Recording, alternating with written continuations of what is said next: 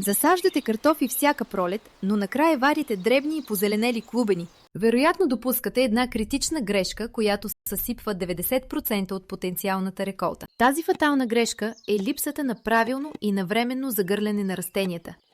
Много градинари просто засаждат клубените в земята, поливат ги и чакат есента. Но истината е, че картофите образуват новата си реколта върху подземните части на стъблото. Ако не натрупате почва около тях, мястото за растеж остава силно ограничено. Когато младите растения достигнат 15 см височина, е време за първото загърляне. Използвайте мотика, за да съберете рохкава пръст около всяко стъбло, като оставите само върховете. Повторете тази важна стъпка отново след около 2 до 3 седмици.